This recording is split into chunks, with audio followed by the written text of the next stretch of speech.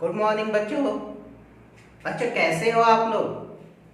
उम्मीद कर रहे हैं बच्चों आप लोग अच्छे होंगे और स्टडी शुरू कर चुके होंगे। तो बच्चों आज हम लोग फिर से हायर परचेज सिस्टम को पढ़ेंगे। लेकिन हायर परचेज सिस्टम में आज क्या पढ़ेंगे बच्चों? आज हायर परचेज सिस्टम के अंतर्गत calculation of cash price of asset को निकालना सीखेंगे। यानी किस प्रकार से हायर परचेज सिस्टम के अंतर्गत अगर कैश प्राइस क्वेश्चन में नहीं गिवन है तो उस सिचुएशन में हम किस प्रकार से कैश प्राइस को कैलकुलेट करेंगे।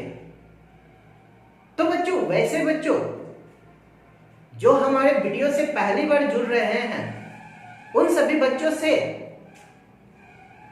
रिक्वेस्ट है हायर परचेज से रिलेटेड जितने भी प्रीवियस वीडियो है उसे एक बार जरूर देखिएगा। बच्चों पसंद आए तो हमारे चैनल को लाइक एंड सब्सक्राइब करना ना भूलें। तो बच्चों अब हम लोग स्टार्ट करते हैं। क्या आज पढ़ेंगे? आज पढ़ेंगे calculation of cash price of asset under hire purchase system. इसका मतलब हायर परचेज सिस्टम के अंतर्गत किसी एसेट के कैश प्राइस का किस प्रकार से कैलकुलेशन किया जाता है। किसी एसेट के कैश प्राइस का किस प्रकार से कैलकुलेशन किया जाता है। अगर कैलकुलेशन को देखा जाए तो इसके कुछ मेथड है, ध्यान से समझिएगा बच्चों। कैलकुलेशन ऑफ कैश प्राइस के क्या है? कुछ मेथड है। कितने मेथड है बच्चों? दो मेथड है। कितने मेथड है? दो मेथड है। एक को कहा जाता है एन्युटी रेट मेथड। एक को क्या कहा जाता है? Annuity rate method. और दूसरे को कहा जाता है बैक कैलकुलेशन मेथड। दूसरे को क्या कहा जाता है? Back calculation method. बच्चों आज हम लोग जो पढ़ेंगे वो पढ़ेंगे एन्युटी रेट मेथड। तब आपके मन में ये बातें आ रही होगी, सर ये एन्युटी रेट मेथड होता क्या है? ये एन्युटी रेट मेथड आखिर है तो है क्या? ध्यान से समझिएगा बच्चों। अगर कॉन्सेप्चुअली रूप में देखा जाए तो एन्युटी रेट मेथड थोड़े से आपके डिफिकल्ट है, थोड़े से आपके टिपिकल है। लेकिन अगर प्रैक्टिकली रूप में देखा जाए तो बच्चों ये आसान है। तो यहां पर बच्चों हम इसके कॉन्सेप्ट को भी समझेंगे और इसके प्रैक्टिकल को भी समझेंगे। ध्यान से बच्चों, हो सकता है कि इसके कॉन्सेप्ट को समझाने में वीडियो का समय थोड़ा लंबा खिंच सकता है, तो समझने का काम कीजिएगा। ध्यान दीजिएगा, ये एन्युटी रेट होता क्या है? एन्युटी रेट मेथड के अंतर्गत ये एन्युटी रेट होता क्या है? देखिएगा, एन्युटी रेट जो है एक प्रकार का ऐसा रेट है जिसके बेस के आधार पर आप किसी भी एसेट का वैल्यू निकाल सकते हो। ये जो रेट गिवन रहता है ये आपके दिए हुए रहते हैं एन्युटी टेबल के आधार पर। ये जो दिए हुए रहते हैं ये किसके आधार पर दिए रहते हैं? एन्युटी टेबल के आधार पर। इसका मतलब क्या हुआ ये बातें समझिएगा। ये कहता है कि अगर आप किसी रुपए को इन्वेस्टमेंट करते हो, ये कहता है कि आप किसी अमाउंट को इन्वेस्टमेंट करते हो तो जितने परसेंट से आप किसी अमाउंट को इन्वेस्टमेंट करते हो और जितने सालों के लिए आप अमाउंट को इन्वेस्टमेंट करते हो तो उतने सालों का वो रेट आपको दिया हुआ रहता है। किसमें दिया हुआ रहता है? एन्युटी टेबल में। और ये एन्युटी टेबल में जो रेट दिया हुआ रहता है वही रेट आपका कौन सा रेट कहलाता है? एन्युटी रेट कहलाता है। एग्जाम्पल के रूप में अगर ये मान के चलते हैं कि अगर हम 1 रुपए का इन्वेस्टमेंट 10% के हिसाब से करते, मान के चलते हैं कि बच्चों 1 रुपया हम इन्वेस्ट कर रहे हैं, 1 रुपए का इन्वेस्टमेंट अगर हम 10% के हिसाब से करते हैं 5 सालों तक, तो वो एन्युटी रेट कितना होगा? एक एग्जांपल के रूप में समझाते हैं। जैसे देखिएगा बच्चों, ये क्वेश्चन देखिए, तो कहता है कुमार ट्रांसपोर्ट परचेज अ बस on hire purchase system. Kumar transport ने बस को परचेज किया हायर परचेज सिस्टम के आधार पर। The payment of cash price is to be made in 5 equal instalment of rupees 1 lakh each. देखिए 5 इक्वल इंस्टॉलमेंट है और कितने रुपए का है? 1 लाख रुपए का है। यानी 1 लाख रुपए का आपको कितने बड़े इंस्टॉलमेंट देना है? 5 इंस्टॉलमेंट देना है। इंटरेस्ट चार्ज कितना परसेंट से किया जाएगा? 10% पर एनम से। The present value of annuity at 10% of ₹1 is ₹3.75। ये जो 1 रुपए का आप इन्वेस्टमेंट कर रहे हो, जो अभी मैंने बताया, ये जो 1 रुपए का आप इन्वेस्टमेंट कर रहे हो कितने परसेंट के हिसाब से? 10% के हिसाब से। कितने वर्षों तक? 5 वर्षों तक। तब इसका रेट कितना हो जाएगा? 3.75। ये रेट जो है, इसी रेट को कहा जाता है एन्युटी रेट। इसी रेट को क्या कहा जाता है? Annuity rate. तो एन्युटी रेट के हिसाब से अगर देखा जाए तो आप आसानी से कैश प्राइस को कैलकुलेट कर सकते हो। कैसे कैलकुलेट कर सकते हो? ध्यान से समझिएगा। तो cash price equal to instalment into present value of annuity ₹1। इसका मतलब क्या हुआ? इंस्टॉलमेंट कितने का है? 1 लाख रुपए का है। 1 लाख रुपए का instalment into present value of annuity 1 कितने रुपए का है? 3.1 रुपए का प्रेजेंट वैल्यू कितना है? 3.75। यानी एन्युटी रेट कितना है? 3.75। तो आपकी कैश प्राइस कितने हो गए? 3,79,000। 3,79,000। देखिए बच्चों, प्रैक्टिकली रूप में अगर देखा जाए तो कितने आसानी से आप कैश प्राइस को क्या कर सकते हो? निकाल सकते हो। लेकिन अगर इसे कॉन्सेप्चुअली रूप में समझोगे तो ये इतने आसान नहीं है। अब कहिएगा, ध्यान से समझिएगा,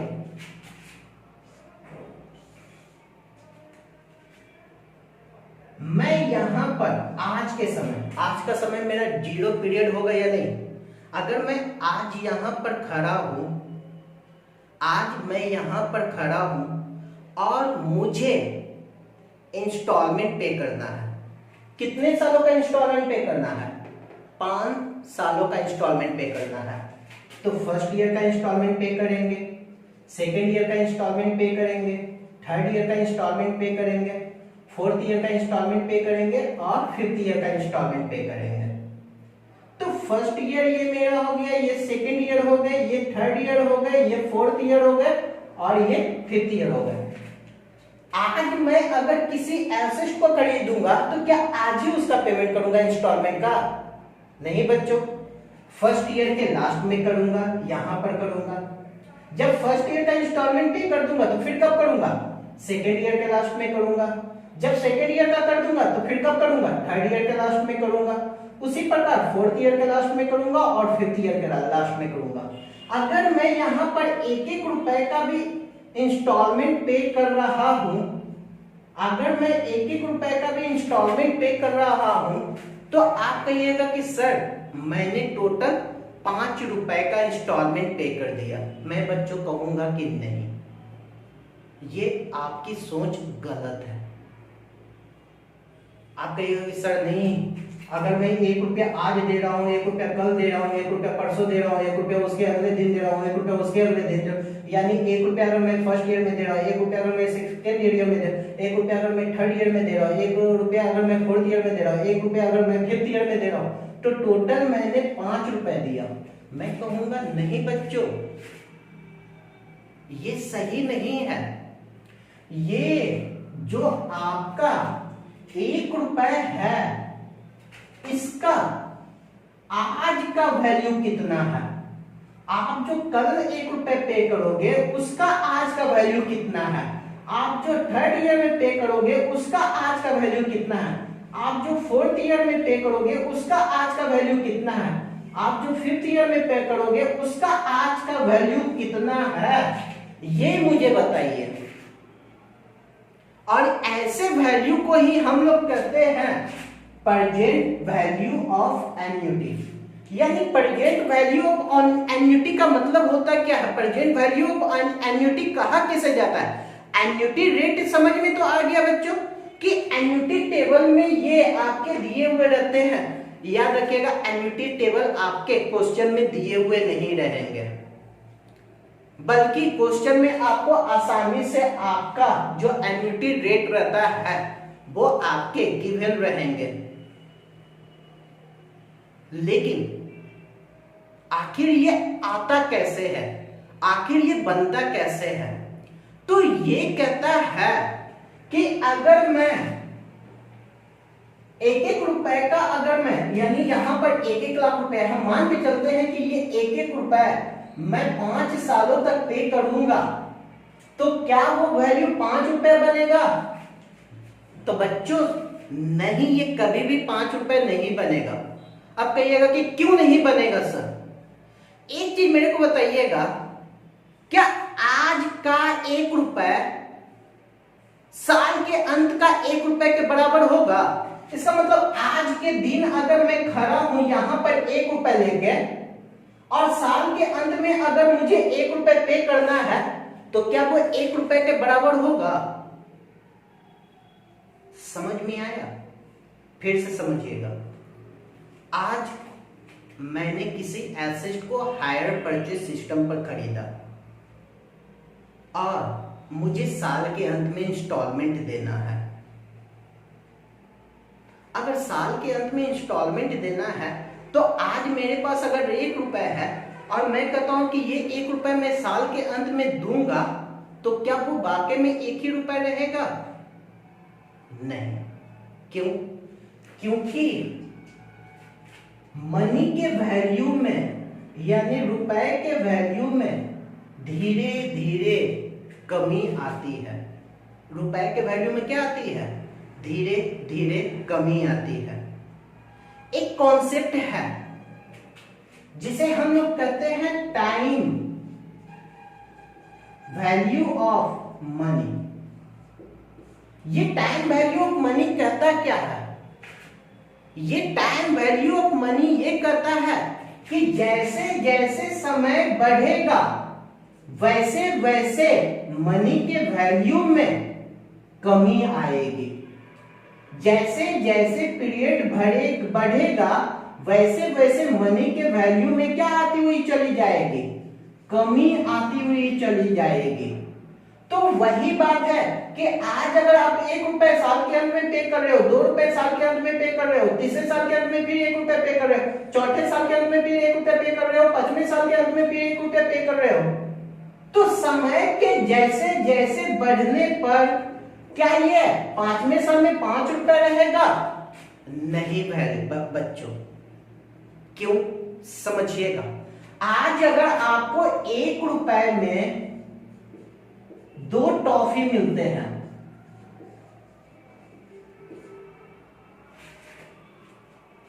आज अगर 1 रुपए में आपको 2 टॉफी मिलता है, तो मुझे बताइएगा 1 साल के बाद आफ्टर 1 ईयर वही 1 रुपए है आपके पास। अब मेरे को बताइएगा कितना टॉफी मिलेगा। आप कहिएगा सर हो सकता है कि 1 टॉफी मिले या हो सकता है कि वो भी ना मिले। अब क्यों बच्चों, 1 साल पहले ये 1 रुपए, ये 1 रुपए आज के समय है और 1 साल के बाद भी वो तो 1 ही रुपए है, लेकिन टॉफी क्यों नहीं मिल रहा या टॉफी में कमी क्यों हो गई। रीजन है बच्चों, क्योंकि मनी के वैल्यू में कमी आ गई। मनी के वैल्यू में क्या आ गई, कमी आ गई। और जैसे ही मनी के वैल्यू में कमी आती है, वो किसके कारण आती है, वो आती है टाइम वैल्यू ऑफ मनी के कारण। यानी टाइम वैल्यू ऑफ मनी साफ साफ कहता है जैसे जैसे मनी का जैसे जैसे समय बढ़ते हुए चले जाते हैं मनी का वैल्यू धीरे धीरे क्या होने लगता है, कम होने लगता है। आज आपके पास अगर 100 रुपए है तो क्या 1 साल के बाद उसका वैल्यू 100 ही रुपए रहेगा? नहीं बच्चों, कम जाएगा। क्यों? रीजन है इन्फ्लेशन आने के कारण, महंगाई आने के कारण उसमें कमी आ जाती है। तो उसी चीज को जानने के लिए कि 5 साल के बाद अगर ये 5 रुपए नहीं है तो आज का उसका वैल्यू कितना है, आज का उसका वैल्यू कितना है, तो इसी वैल्यू को हम लोग कहते हैं प्रेजेंट वैल्यू, प्रेजेंट वैल्यू कहते हैं या करेंट वैल्यू कहते हैं। इसका मतलब क्या हुआ कि अगर आप प्रेजेंट वैल्यू ऑफ एन्युटी के बारे में डेफिनेशन को जानते हो तो प्रेजेंट वैल्यू ऑफ एन्युटी क्या कहता है कि फ्यूचर में जो आपको पेमेंट करना है उसका अभी का वैल्यू क्या है। प्रेजेंट वैल्यू ऑफ एन्युटी का सिंपल सा मतलब होता है कि फ्यूचर में जो आपको पेमेंट करना है उसका अभी का वैल्यू बताइए। आप कहिएगा सर ऐसा क्यों? एक बात मेरे को बताइएगा, अगर मान के चलते हैं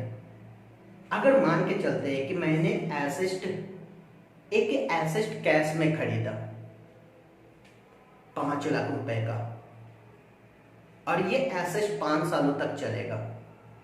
ये एसेट कितने सालों तक चलेगा? 5 सालों तक चलेगा। और 5 सालों के लास्ट में ये टोटल मुझे 7 लाख रुपए देगा। यानी तो आप कहिएगा कि सर 5 लाख का एसेट है और 5 सालों के बाद वो 7 लाख रुपए देगा तो आपको 2 लाख का फायदा हो जाएगा। तो फिर मैं कहूंगा फिर से आपकी सोच गलत है। क्यों गलत है? 5 लाख रुपए आज लगा रहे हो और 7 लाख कब देख रहे हो? फ्यूचर में देख रहे हो। 5 लाख रुपए आज लगा रहे हो और 7 लाख रुपए क्या देख रहे हो? फ्यूचर में देख रहे हो। 5 साल के बाद देख रहे हो कि वो 7 लाख रुपए दे रहा है। वो 7 लाख रुपए का अभी वैल्यू कितना है, वो प्रेजेंट वैल्यू अगर आपको पता चल जाए तभी तो आप दोनों को कंपेयर कीजिएगा। और जब दोनों को कंपेयर कीजिएगा तो ये बताने का काम करता है आपका प्रेजेंट वैल्यू। और इसी के कंपैरिजन के आधार पर आप ये डिसीजन लेते हो कि उस एसेट को खरीदा जाए या नहीं खरीदा जाए। बातें समझ में आ रहा है? सेम वही बातें हैं कि आज जो आप 0 समय पर अगर आप किसी एसेट को खरीदे और 1 साल के बाद अगर 1 रुपए पे कर रहे हो तो इसका अभी वैल्यू कितना होगा? बच्चों याद रखिएगा कि फ्यूचर में इसका वैल्यू कमेगा तो हो सकता है कि ये 90 पैसा हो जाए, 91 पैसा हो जाए। सेम इसका वैल्यू अभी कितना होगा? तो बच्चों हो सकता है कि इसका और भी घट के कम जो हो जाए। इसका कितना होगा? हो सकता है कि इसका वैल्यू भी और घट के कम हो जाए। इसी प्रकार सभी का वैल्यू जब कमेगा तो जो आपको 5 रुपए दिख रहा है फ्यूचर में, अगर अभी का उसका वैल्यू देखा जाए तो ये बन जाएगा 3.79। ये बन जाएगा 3.79। यानी इस 5 रुपए का अभी प्रेजेंट वैल्यू जो होता है वो होता है कितना? 3.79।